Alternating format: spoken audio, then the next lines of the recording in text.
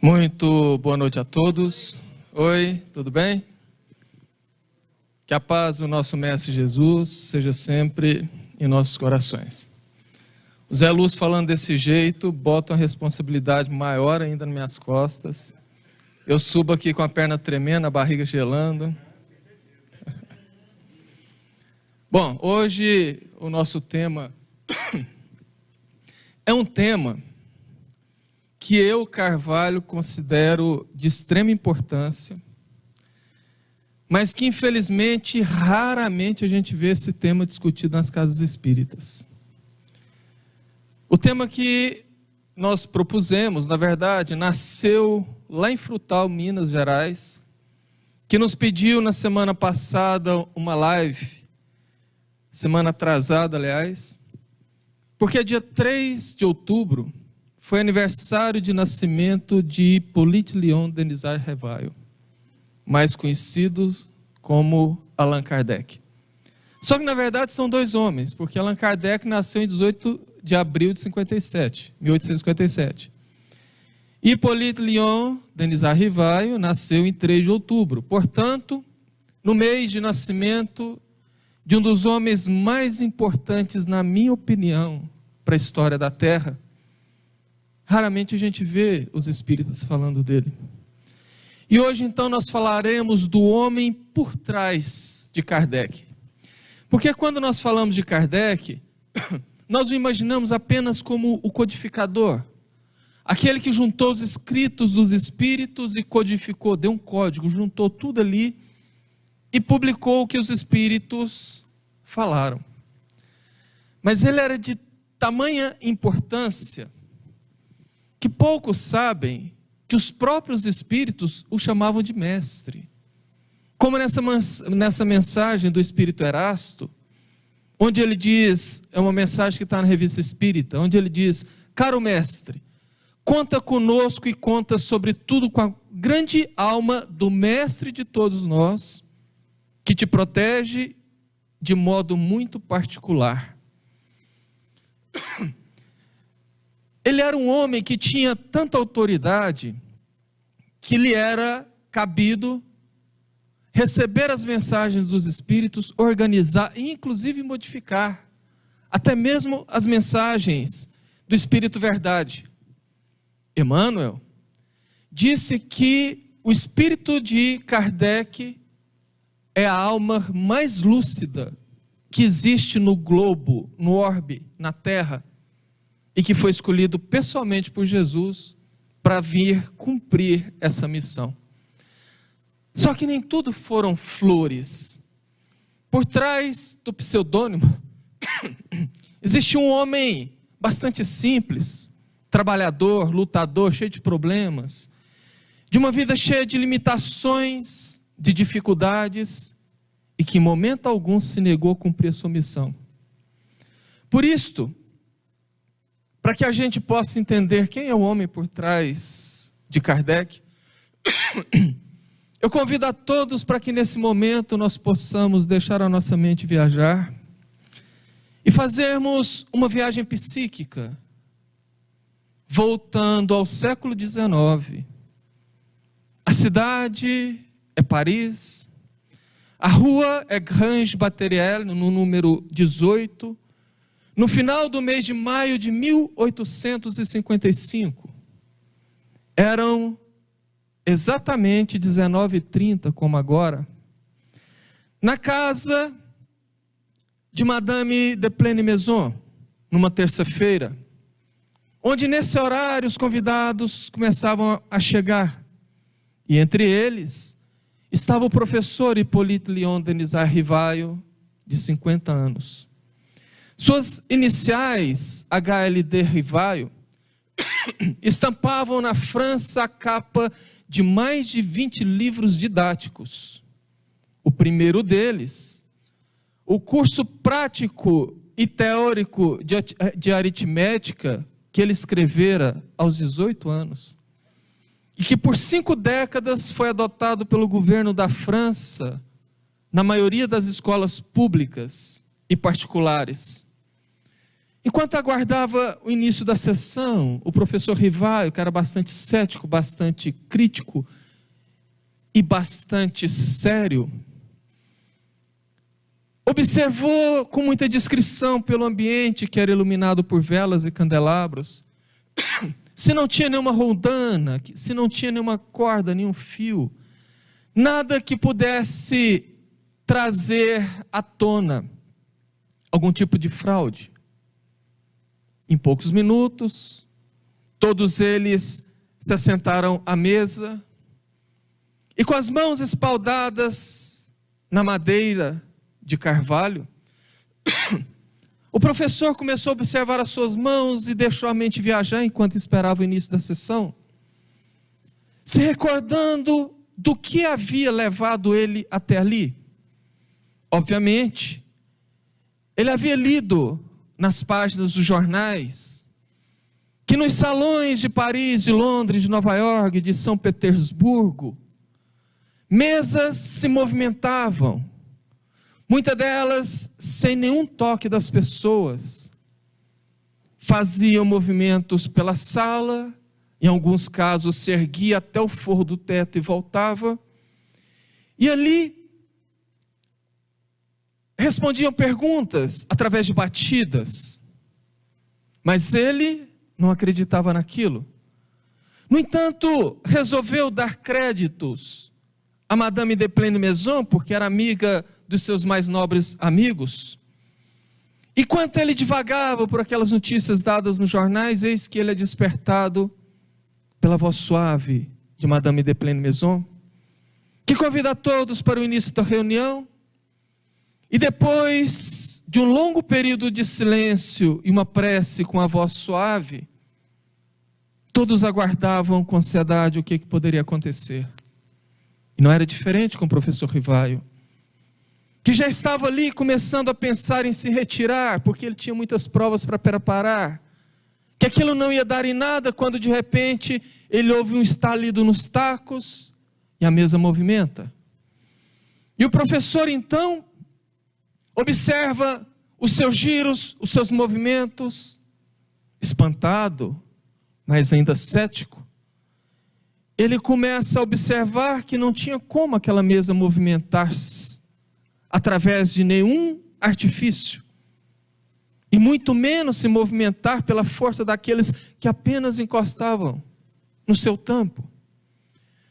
O professor Rivaio então presenciou em seguida algo que abalaria de vez o seu ceticismo. Uma cesta de vime, amparada pelas bordas apenas com o toque dos 2 dedos de Madame de Plaine-Maison, tinha do lado de dentro,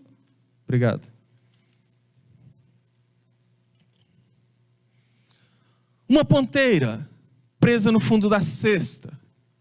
E ela então começou a deslizar por cima de uma tábua de uma placa de ardósia, que era usado como lousa nas escolas naquela época, e ali desenhava letras e respondia às perguntas que eram feitas, conscientes ou inconscientes.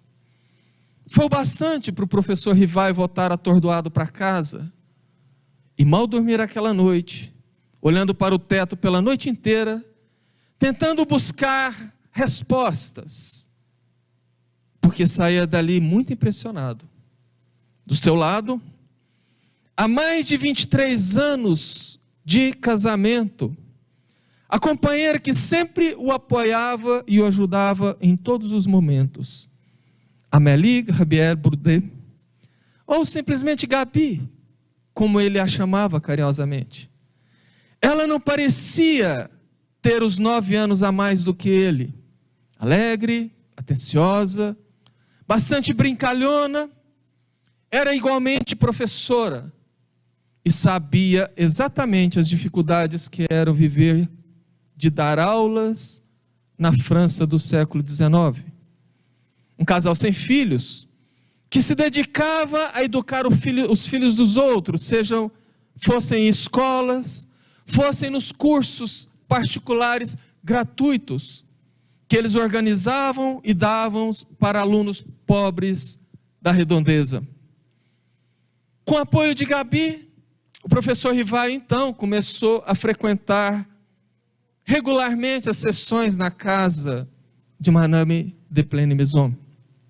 E ali, após várias sessões, várias anotações, várias observações, ele foi apresentado a duas adolescentes, Caroline e Julie Boudin, com 16 e 14 anos, respectivamente. As duas jovens já despertavam bastante curiosidade nos saraus pela cidade de Paris, principalmente na casa dos seus pais. Toda semana, elas encaixavam um lápis, ao invés da ponteira, no fundo da cesta de vime, e soltavam em cima da mesa, em cima de blocos de papéis.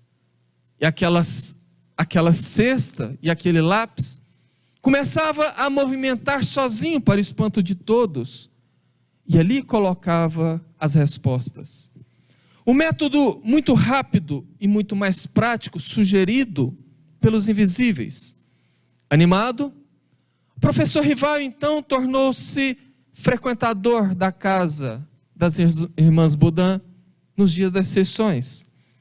E com auxílio das cestas, com os lápis presos, as mensagens então ganharam muito mais velocidade.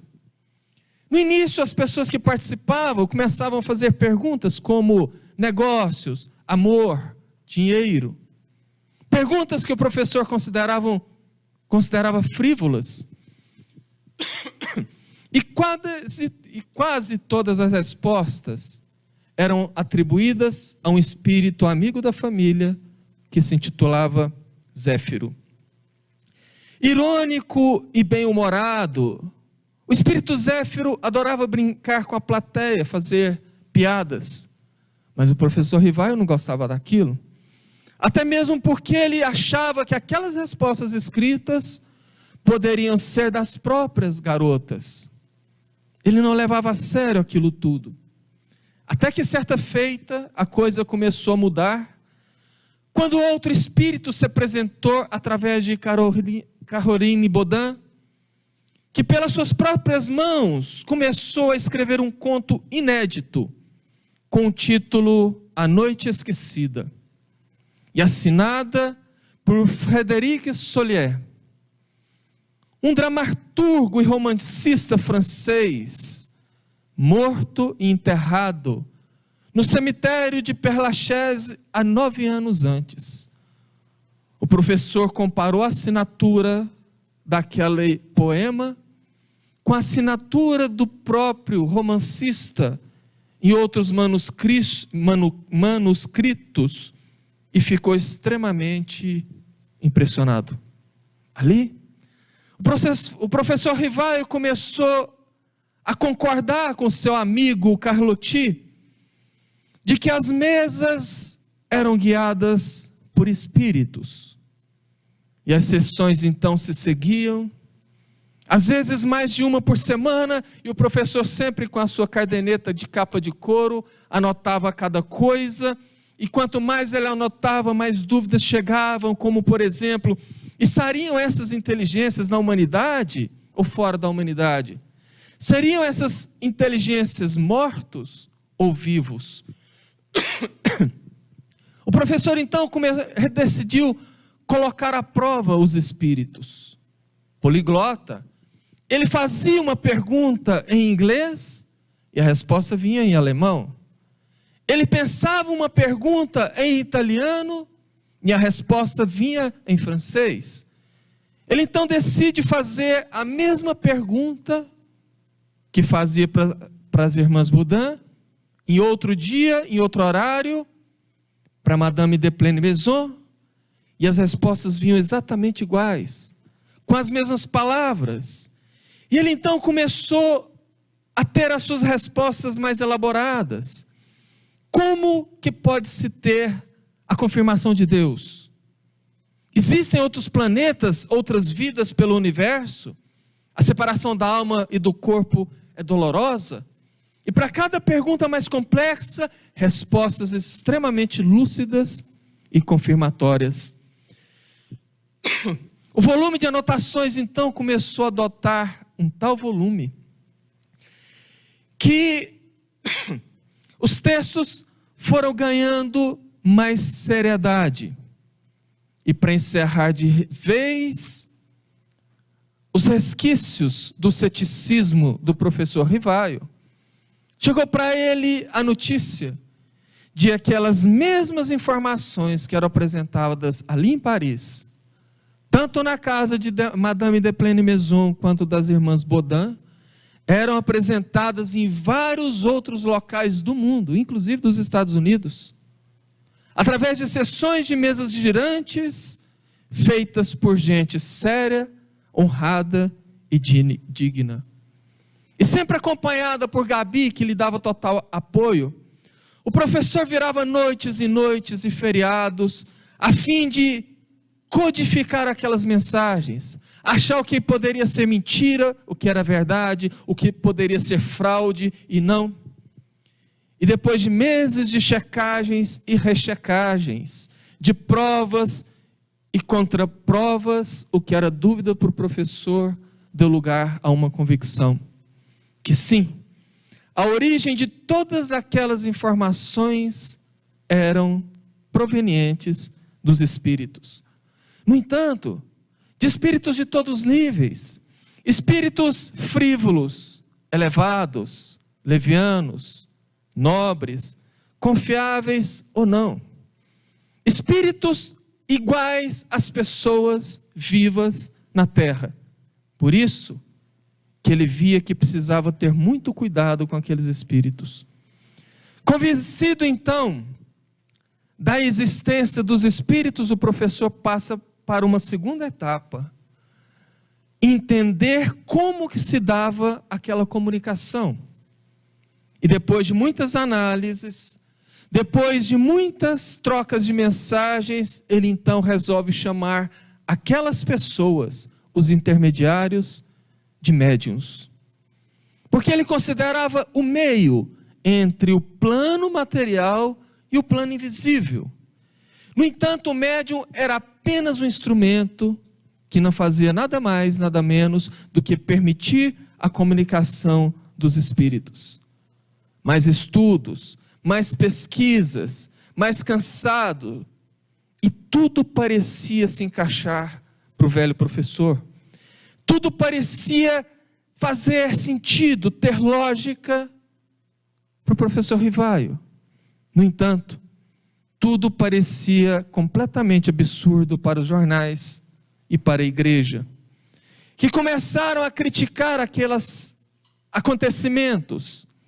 Mas o professor se seguia firme e seguia em frente. E entendendo que precisava compartilhar com as pessoas tudo aquilo que ele estava compilando, começou então a passar a limpo. E um novo livro começava a ganhar corpo. Nessa época, o casal morava no apartamento de fundos, na rua Dermati, número 8, no segundo andar. E foi lá que em certa noite o professor estava fazendo as suas anotações à luz de 2 velas, quando de repente houve uma pancada, que ele não identifica de onde que vem. Ele continua escrevendo e essa pancada começa então a desfilar pela sala, bater no teto, bater em lugares, mas não tinha nenhum sentido, porque ele procurava e não achava. E o barulho aumentou tanto que chamou a atenção de Gabi, que chegou até ele e perguntou do que se tratava. Ele disse: eu não entendo. Enquanto eu começo a escrever, começa a pancada, eu paro, para a pancada. Eles procuraram, e lá para meia-noite, depois de não encontrar nada, desistiram e foram dormir. O mistério então seria desvendado no dia posterior, numa das sessões da casa das irmãs Baudin. Era 25 de março de 1856. E transcrito pelo espírito Zéfiro, o diálogo se seguiu da seguinte maneira. Kardec perguntava: qual a causa daquelas pancadas? E Zéfiro respondia: era o teu espírito familiar. Com que fim ele bateu daquele jeito? Queria comunicar-se contigo. E quem é esse espírito? Pode perguntar a ele, ele está aqui. O professor então tomou fôlego e conduziu a conversa com o máximo de cordialidade. Meu espírito familiar, quem quer que tu sejas, agradeço-te pela visita. Poderá me dizer quem és? O silêncio então tomou conta da sala e de repente o lápis começou a correr com celeridade. Para ti, chamar-me-ei verdade. Todos os meses aqui, durante 15 minutos, estarei à sua disposição. Ontem, quando batestes, tinha algo a me dizer? Sim, desagradava-me o que escrevias e quis fazer que o abandonasse. O Espírito Verdade ainda orientou que ele deveria aguardar mais um pouco com a sua ideia de escrever um livro, que deveria ter mais cuidado em melhorar a qualidade de modo a não deixar brechas para nenhum questionamento. E ainda disse: revisa, porque você cometeu um equívoco e foi ali que eu quis chamar a sua atenção. O professor então, depois da sessão, voltou para casa, leu, releu, mais uma vez conferiu, até que ele encontrou na 30ª linha de um capítulo um erro crasso e o corrigiu. Mas a vida do professor não era apenas codificar as questões vindas do invisível. Ele tinha que trabalhar, ele tinha que pagar as suas contas. E a situação do casal piorou quando Luiz Bonaparte venceu as eleições presidenciais da França em 1848. Apoiado pela igreja, ele aprovou uma nova lei que favorecia o ensino das escolas católicas, cuja escolas católicas, com orçamento ilimitado por parte do governo da França, construiu em 2 anos mais de 257 escolas por todo Paris, principalmente em Paris. E os professores então passaram a ser cada vez mais submissos aos diretores, obrigados a declamar o catecismo nas salas de aula, obrigados a defender a fé católica, e quem se recusasse era demitido. Mais de 800 mestres foram afastados, e entre eles, o professor Rivaio, que caiu no desânimo muito grande para que tentasse pagar as suas contas, começou a fazer trabalho de contabilidade de 3 empresas. Mas não era suficiente. Ele precisava da ajuda da esposa. E numa noite, quando ele estava extremamente desanimado, e já pensando em abandonar aquele trabalho de pesquisa, monitorado e organizado pelo plano espiritual, obviamente, eis que chega à sua casa o grande amigo Carlotti, trazendo nada mais, nada menos do que 50 cadernos, com escritos feitos por uma outra médium, Ruth Jaffé, de apenas 19 anos. Várias informações dos cadernos traziam respostas que coadunavam, que completavam aqueles apanhados feitos tanto na casa das irmãs Baudin, quanto nas sessões de Madame de Plaine-Maison. Com fôlego renovado e com apoio dos amigos, ele então passou a frequentar também as sessões da Ruth Quetone, na casa de Ruth Jaffé. E numa dessas sessões, quando a cesta de vimes escrevia pelas páginas das folhas em branco ali em cima, eis que aparentemente a cesta se volta para ele como se apontasse para ele, e após isto colocou no papel uma mensagem enigmática: quanto a ti, Rivaio, a tua missão aí está. És o obreiro que reconstruirá o que foi demolido.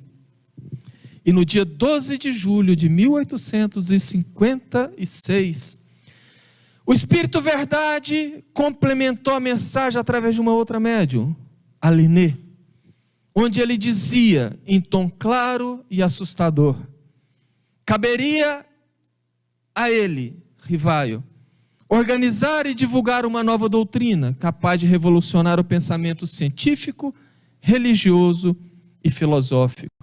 E disse mais: nunca fales da tua missão, seria a maneira de a fazeres fracassar. Ela somente pode justificar-se pela obra realizada que tu ainda nada fizeste. E continuou: não te esqueças que podes triunfar como podes falir. Assustado, o professor Rivaio pergunta: e se eu falir? O Espírito responde: Deus não assenta tanta responsabilidade na cabeça de apenas um homem. Se tu falhardes, outro te substituirá. Rivaio então voltou a questionar: quais razões me fariam fracassar? O Espírito de Verdade completa: a missão dos reformadores é repleta de obstáculos e perigos. Previno-te de que a tua missão é rude, pois se trata de abalar e transformar o mundo inteiro. Não suponhas que te baste escrever um livro, 2 livros, 10 livros, para em seguida ficares tranquilamente em casa. É preciso que te mostres no conflito. Ódios terríveis serão assolados contra ti. Implacáveis inimigos tramarão tua perda. Ver-te-ás abraço com a malevolência, com a calúnia, com a traição mesma dos que te parecerão os mais dedicados. Por mais de uma vez, sucumbirás sobre o peso da fadiga. E o Espírito Verdade continua: sugiro enormemente a ti que exercite a paciência, a amorosidade, o cuidado, e descreveu uma série de qualidades que eu precisava exercitar. E depois de avaliar tudo, o professor responde com bastante seriedade e firmeza: aceito tudo sem restrições. E com cuidado de quem já havia escrito mais de 20 livros, o professor dedicou-se ao trabalho de burilar os ditados dos espíritos, de organizar. E no dia 17 de junho de 1856, o Espírito Verdade voltou à tona e disse: tenha calma. Por mais que seja importante esse seu primeiro trabalho, ele é apenas uma introdução. Chegava então o momento de dar nome e sobrenome à nova doutrina. E o professor Rivaio escreveu: para coisas novas é preciso ter novas palavras. Em lugar das palavras espiritual e espiritualismo, empregaremos para designar a nova doutrina espírita e espiritismo. E assim, na manhã de primavera chuvosa, como está lá fora agora, em Paris, em Palais Royal, na Galeria d'Orléans, na livraria de Monsieur Danty, uma obra ditada e revisada pelos espíritos superiores é lançada, com 581 itens. Trazia na sua primeira página de abertura uma cepa de vinha desenhada pelas médiuns, que significava a criação do homem por Deus, e o nome, o livro dos espíritos. Era o livro que proclamava uma nova doutrina, que sacramentava a existência dos espíritos, que revelava as respostas dos maiores questionamentos de todos nós: quem somos, de onde viemos, para onde vamos. E na capa do livro, logo abaixo do subtítulo, em caixa alta em negrito, o responsável por organizar o ditado dos espíritos, Allan Kardec. Hippolyte Léon Denisard Rivaio tinha 53 anos, quando nasceu Allan Kardec. E só mais tarde, na sessão na casa das irmãs Baudin, foi que os bastidores daquele nome foi revelado. O brincalhão Zéfiro, numa mensagem direta para o professor, havia dito que em torno de 58 e 44 anos antes de Jesus, ali mesmo na região da França, nas antigas Gálias, como druidas, ele, Zéfiro e o professor haviam sido sacerdotes druidas da sociedade celta, e que naquela reencarnação o professor se chamava Allan Kardec. E mal foi publicado o Livro dos Espíritos e os ataques começaram. E vieram de onde ele menos esperava, dos próprios colaboradores. Ruth Jafé, inconformada por não ter sido citada no livro, de não ter levado o seu nome do livro, começou a atacar o professor por não ter tido nenhum crédito da obra, porque segundo ela, os seus escritos, através da sua mediunidade, era responsável de mais ou menos 3/4 da obra. O professor, muito calmamente, justificou mais tarde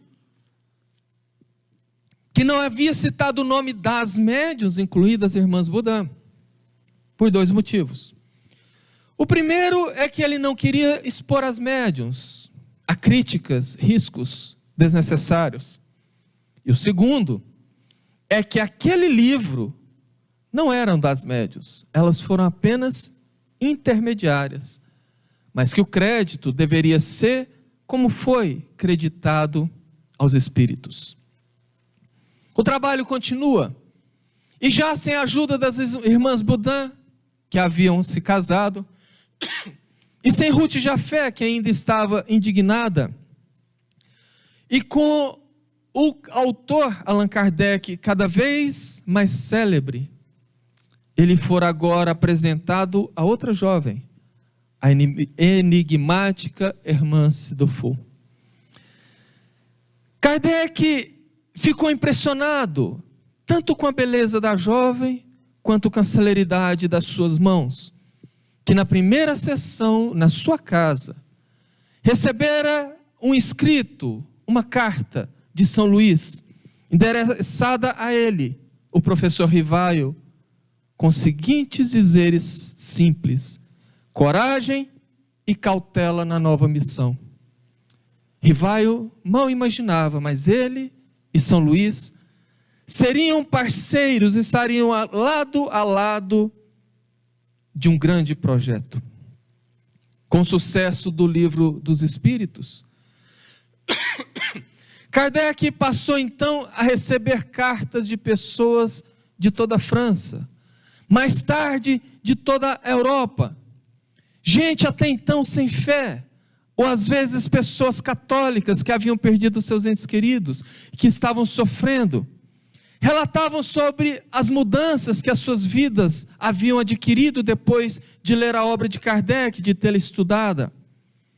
No entanto, relatavam também as pressões recebidas, principalmente por padres, que colocavam naquele livro e naqueles atos a designação de sacrilégio.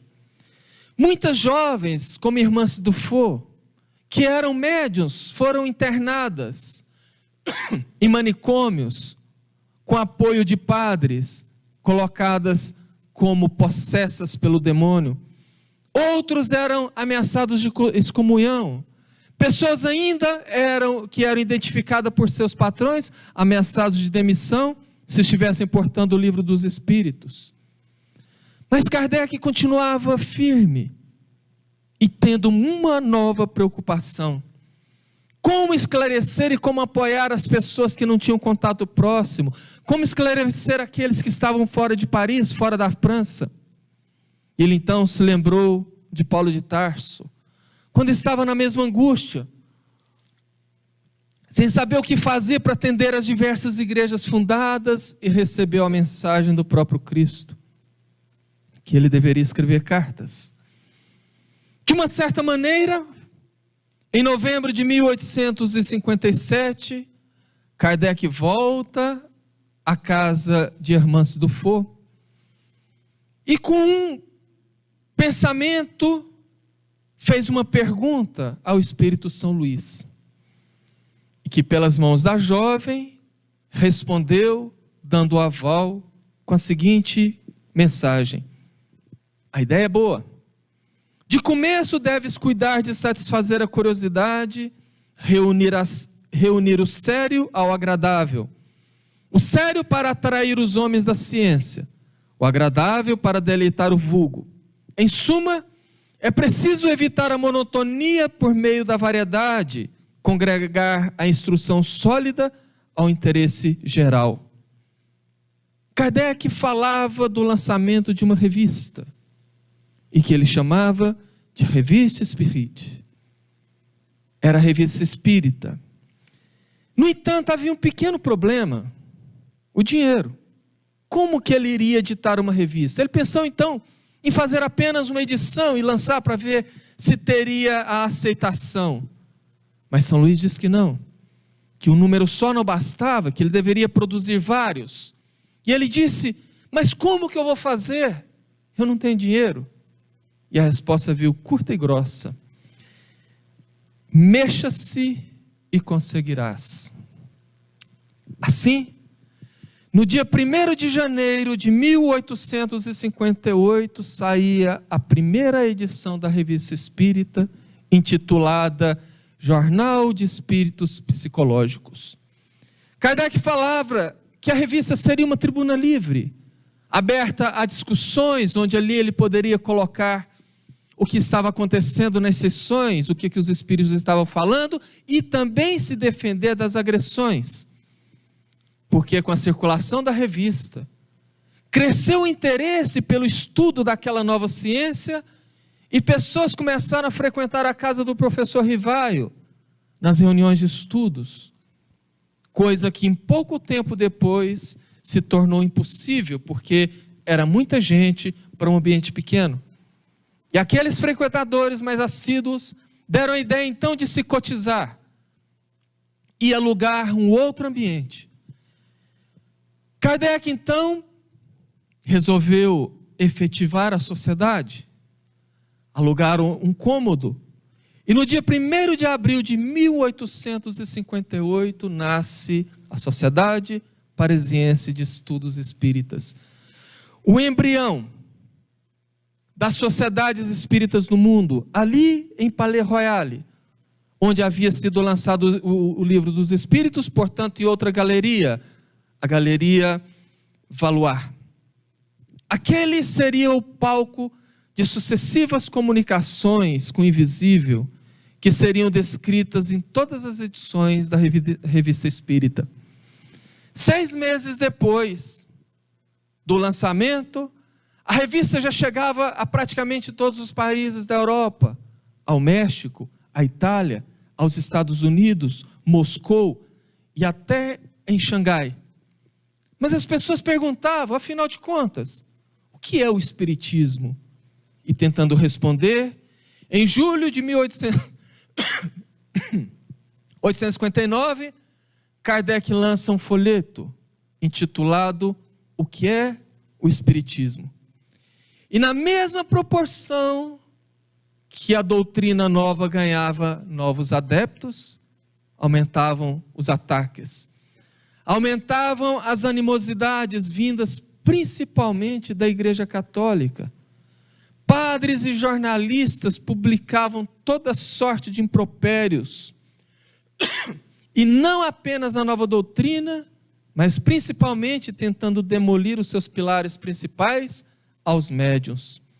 Farsas eram montadas e atribuídas aos médiuns com a intenção de desacreditar a nova doutrina, porque para a igreja aquilo tudo já era insustentável.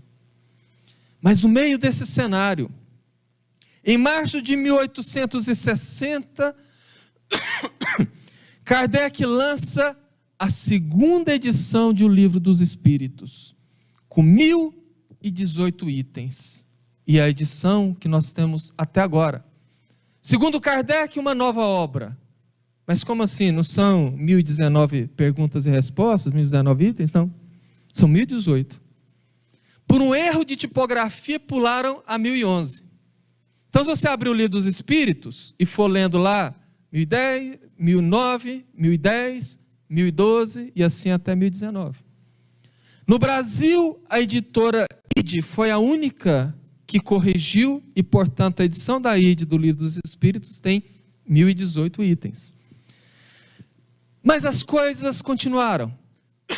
E Kardec recebe de Marseille, uma cidade francesa, uma carta dizendo que os padres estavam debruçados sobre o Livro dos Espíritos, estudando.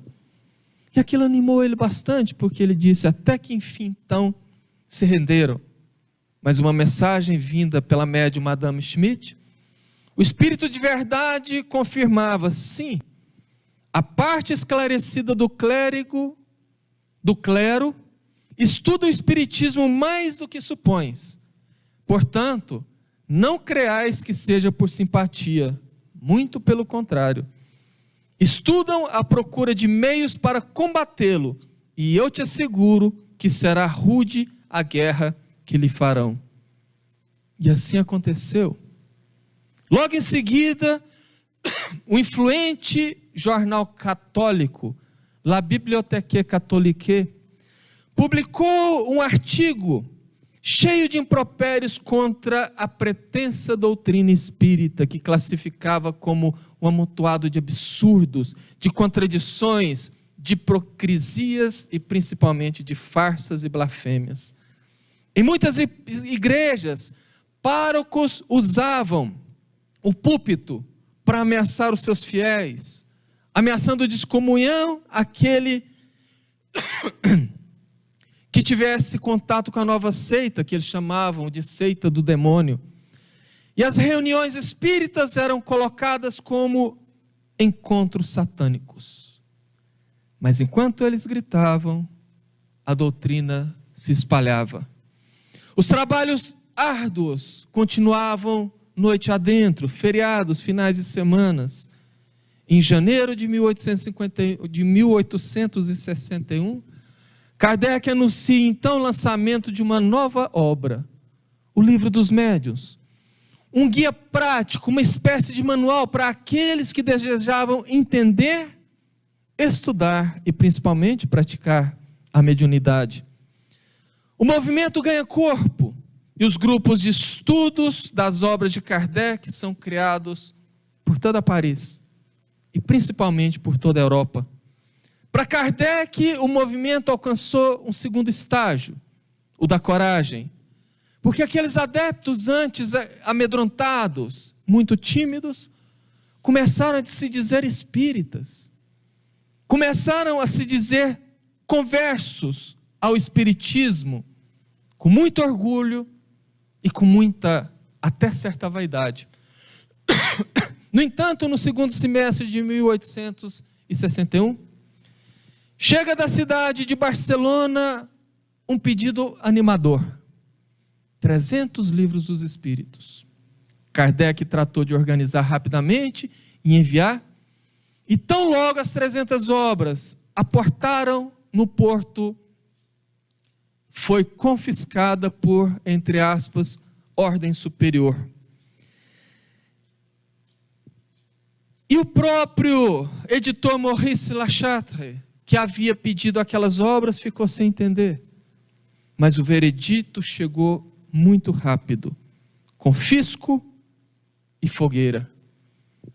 Em 9 de outubro de 1861, na esplanada do bairro La Viera, em Barcelona, a tradicional fogueira foi armada. Discursos aconteceram. E em meio aos protestos de pessoas que assistiram, perguntando se a Inquisição havia voltado, foi dado ordem de atear fogo a todas aquelas obras. Kardec ficou extremamente depressivo.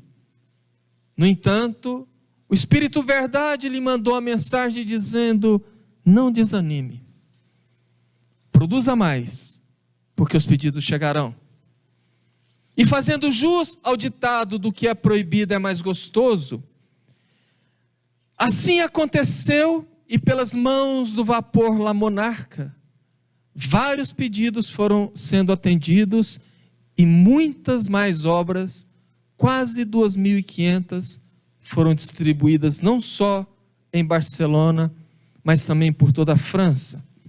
E no ano seguinte, em setembro de 1862, eis que na Sociedade Parisiense de Estudos Espíritas, lá em Palais Royal, manifesta um espírito que deu uma carta extremamente longa, cheio de angústia e de arrependimento, e assinou como Antônio Palau e Temers, o mesmo bispo que havia mandado botar fogo desencarnado 30 dias depois, que depois de passar a mensagem arrependido, assinou nas últimas palavras daquele que foi bispo e que não passa de um penitente.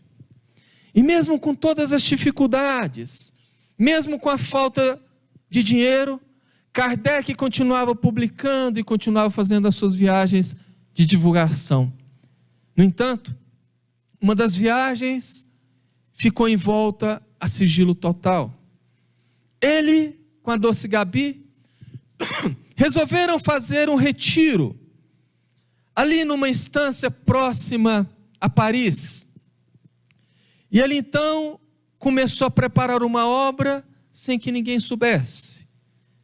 Ele pedira, logo um tempo depois, porque aquele retiro deveria durar de 3 a 4 meses.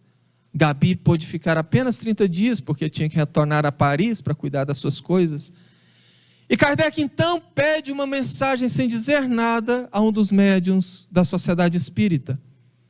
E uma das médiuns, sem saber do que se tratava, escreveu uma carta muito longa e mandou para Kardec, onde ele apenas havia lançado uma pergunta: o que pensastes da obra que trabalho neste momento?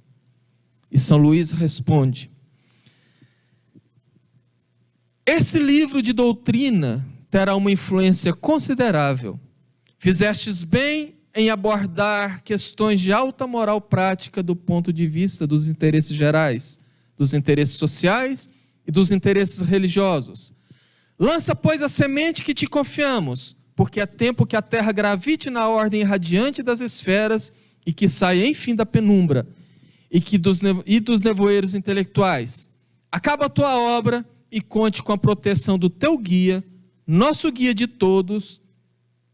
Presta atenção nessa frase.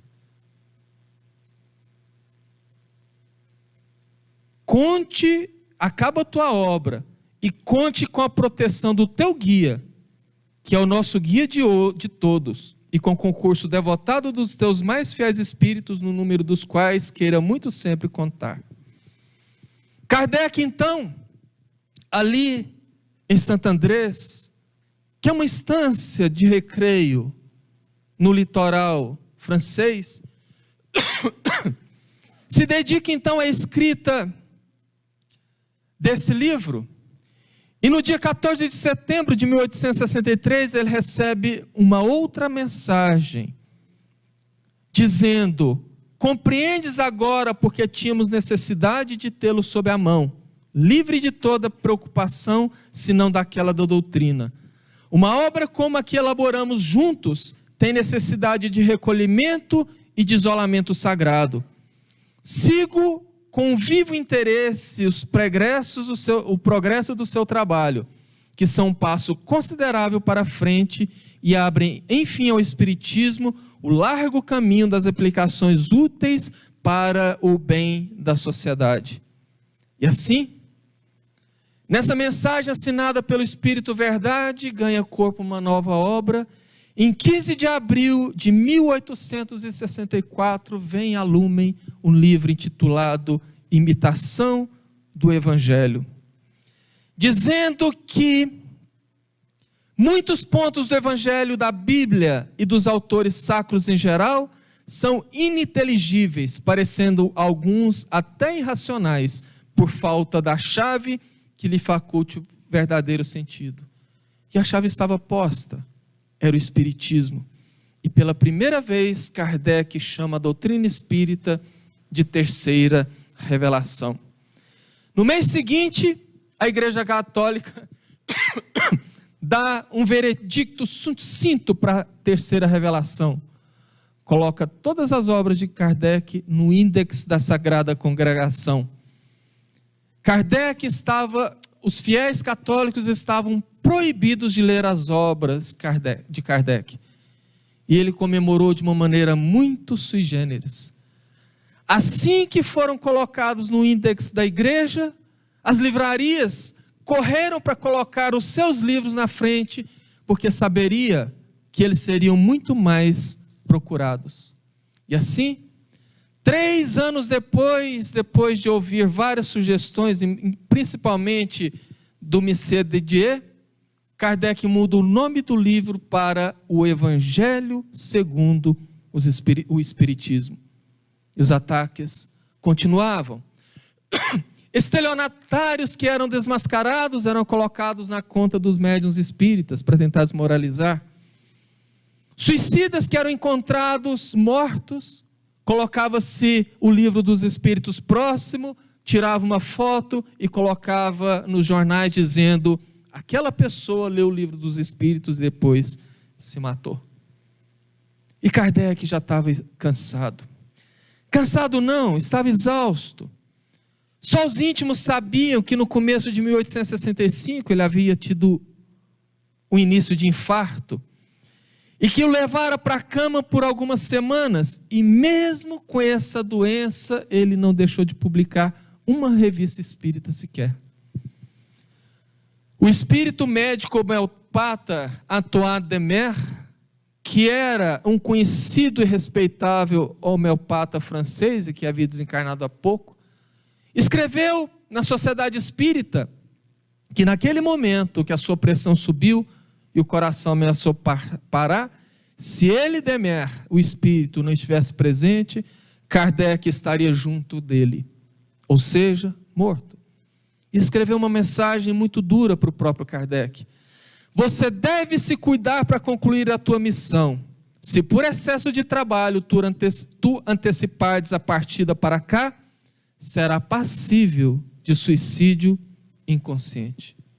Assustado, ele deu um tempo, mas logo em seguida voltou à carga e lançou o próximo livro, O Céu e o Inferno, ou A Justiça Divina segundo o Espiritismo.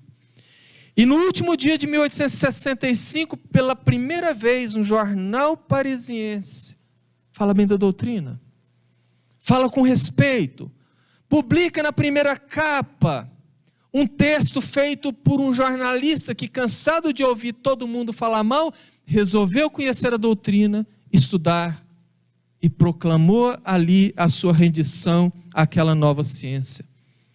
No dia 23 de abril de 1866, eis que o médico Demer volta à carga e manda outra mensagem para Kardec.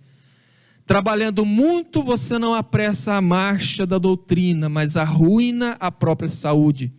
Sugiro que reduza correspondências. Sugiro que reduza a publicação da revista espírita, para que possa concluir o próximo livro e publicá-lo sem demora.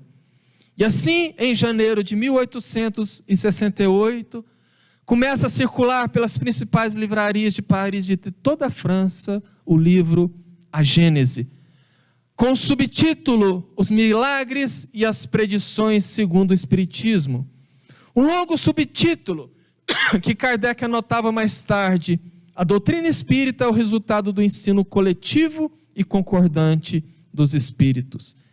E os ataques continuavam. As publicações, os jornais continuavam.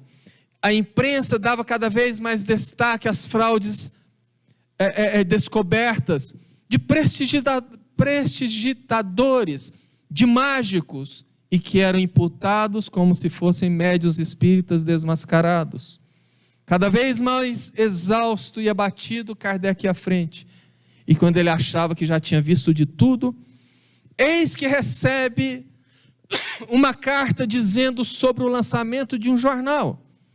O Jornal do Espiritismo Independente, onde um grupo de pessoas escreveu no lançamento do jornal: separaremos a doutrina e os mortos. Cabem a nós, os vivos, chegarmos às nossas verdades sem submissão a médiuns sempre falíveis e sujeitos a enganos, por espíritos que sejam suspeitos ou não, e que muitas vezes são superficiais. Até o Senado francês viu atônito quando um agente do governo conclamou a todos para serem contra o que ele chamou de partido espírita. Só que dessa vez, grande parte do público saiu em defesa de Kardec e da doutrina. Em abril de 1869, Kardec, então, publica uma carta na Revista Espírita, intitulada Aviso Importante. Ele dizia que, em 1º de abril daquele ano, o escritório de assinaturas da revista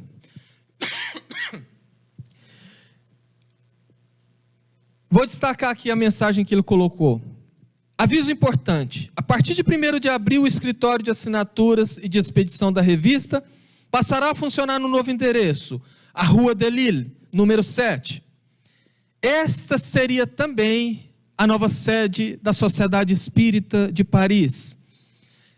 Kardec e Gabi também se mudariam de lugar, porque eles haviam comprado uma área ali próximo na Vila Seguir, logo atrás de onde eles moravam. Mas não era simplesmente para melhorar a sua casa. Ali, eles construiriam o tão sonhado Biblioteca Central Espírita e o museu e principalmente o asilo, que era um sonho antigo de Gabi e de Kardec para cuidar dos velhinhos. Então, no dia 31 de março de 1869, véspera do dia da mudança, Kardec estava em sua casa empacotando livros, empacotando documentos, já no meio de móveis desorganizados, tapetes enrolados. Ele estava fazendo tudo quando, próximo das 11 da manhã, toca a campainha, e um caixeiro de livraria veio buscar alguns exemplares da Revista Espírita. Kardec, vestido com elegante chambre, entrega àquele caixeiro as revistas, curva-se sobre si mesmo e desaba no chão sem dizer uma só palavra. Aos 65 anos incompletos, o professor Denizar Rivaio estava morto. Ou melhor, mais vivo do que nunca. Quando eu escrevia esse resumo, há uma semana atrás, para poder estudar, para fazer a live, eu confesso que no momento que eu descrevi a morte de Kardec, eu emocionei. Como eu emocionei agora. Porque eu não vou falar de como ficou o médium Delânio, um dos seus melhores amigos, que, chamados pelos criados de Kardec, chegou ali e viu o corpo do amigo estirado ao chão. Não vou falar da reação da doce Gabi, que estava fora de casa, na rua, e que logo em seguida chegou e viu o corpo do companheiro de mais de 37 anos, de uma vida repleta de dificuldades, de sonhos, de planos de descanso e de viagens futuras para poder descansar depois de longo trabalho. Menos ainda vou falar das 1.200 pessoas que acompanharam o corpo de Kardec pelas ruas de Paris até o cemitério de Montmartre. Eu não vou falar disso porque, para os espíritos elevados como Kardec, pouco importa as homenagens. Eles não têm vaidades. Mas Kardec foi muito mais do que isso. Kardec foi muito mais do que qualquer um de nós aqui podemos imaginar. Talvez se ele tivesse reencarnado no nosso tempo, ele estaria fazendo o trabalho da mesma maneira, da mesma forma. No entanto, um pouco decepcionado com nós espíritas, que professamos o espiritismo ainda com certa vergonha, que temos um movimento que ganhou muito em largura, cresceu bastante, mas como disse o nosso Divaldo, está perdendo em profundidade, se tornando cada vez mais superficial, onde nós vemos inclusive movimentos como aquele do jornal, ao tempo de Kardec, de uma situação que eu, Carvalho, fico com vergonha quando eu vejo almas bastante evoluídas, que reencarnam, se adaptam ao espiritismo, e começam a dar sobrenomes esdrúxulos, como espiritismo progressista, ou espiritismo de esquerda. Ou às vezes eu vejo com muito pesar pessoas que entram para o espiritismo e querem modificar a doutrina para se adaptar a eles, ao invés de eles se adaptarem ao espiritismo. E começa a falar que espiritismo disso e daquilo. Não existe isso. Não existe espiritismo disso, espiritismo daquilo. Não existe kardecismo, como eu vejo muitos espíritas falarem. Porque quando a gente fala kardecismo, estamos dizendo que a doutrina é de Kardec. E ele sempre falou que a doutrina é dos espíritos. Portanto, não existe kardecismo. Existe doutrina espírita. Não existe doutrina espírita de mesa branca, verde, vermelha, lilás, o que for. Existe apenas espiritismo. Essa doutrina que não precisa de defesa. Porque ela paira acima desses homens e desses detratores. No entanto, o espiritismo precisa sim de divulgação. O Espírito Emmanuel disse: a maior caridade que nós podemos fazer pelo espiritismo é a sua própria divulgação. Essa doutrina arquitetada pelo próprio Cristo, prometida por Ele próprio quando disse: sim, eu vou, mas deixarei com vocês o Paracleto, o Consolador, que lembrará a todos, ou seja, a gente já esqueceu, lembrará a todos do que eu fiz e ensinará muito mais. Essa é a única doutrina capaz de realmente consolar, principalmente nos momentos que nós vivemos agora. É algo que extrapola a nossa imaginação e o nosso conhecimento. E só para a gente encerrar, eu quero deixar para aqueles que ainda não conseguiram compreender a envergadura de Hipólito Leon Denis Arrivaio, uma coisa para a gente pensar. Na Revista Espírita de novembro de 1861, Kardec diz que o seu guia espiritual é o Espírito de verdade. Lembra da mensagem que eu falei? Frisa isso aqui. Quando o Espírito disse: o teu guia, que é o guia de todos nós, se o teu guia é o guia de todos nós, o Espírito de verdade é o guia de todos nós. Numa outra edição da Revista Espírita, um leitor perguntou para Kardec se o Espírito de verdade eram vários espíritos, era um grupo ou apenas um espírito. Ele disse: é apenas um espírito e que se comunica raramente. Então, vamos ao Novo Testamento, em Mateus capítulo 11, versículos de 7 a 11 e de 14 a 15, e por causa do tempo eu vou resumir. Jesus disse, e Mateus anotou: ao partirem eles, começou Jesus a falar a respeito de João o Batista às multidões. Eis que envio o meu mensageiro à tua frente, ele preparará o teu caminho diante de ti. Em verdade vos digo, que entre os nascidos de mulher, não surgiu nenhum maior do que João o Batista.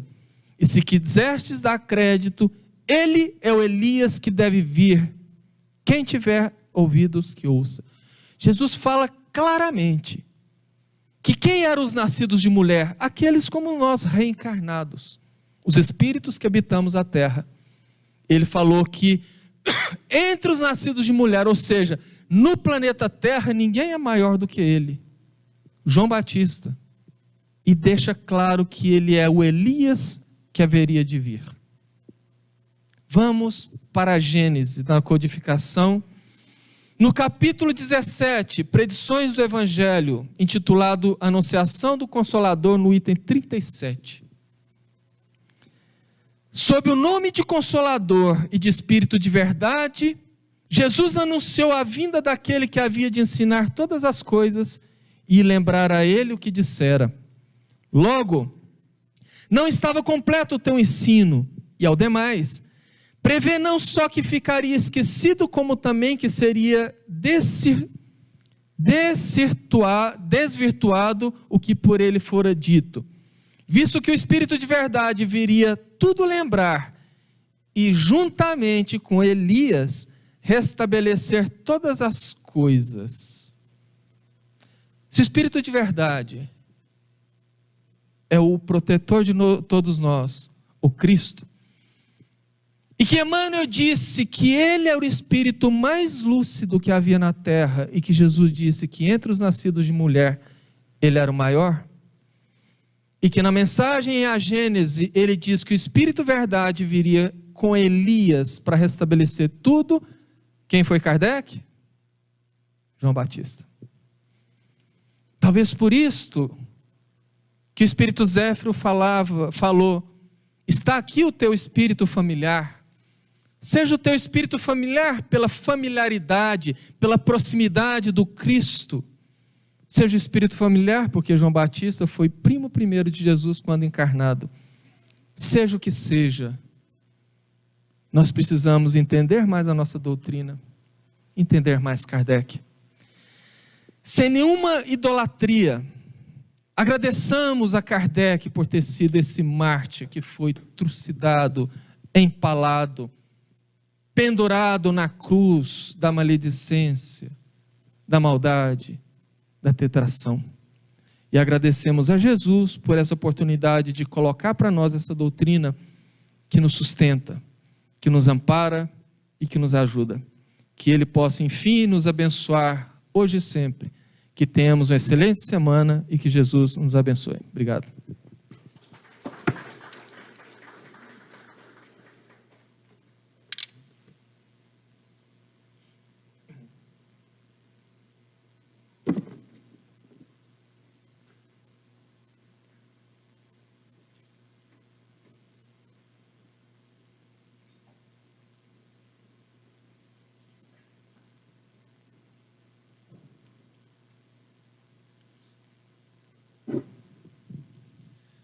Vamos agradecer ao Carvalho por esta palestra maravilhosa, esclarecendo-nos do trabalho feito pelo codificador e desfazendo alguns mitos, né?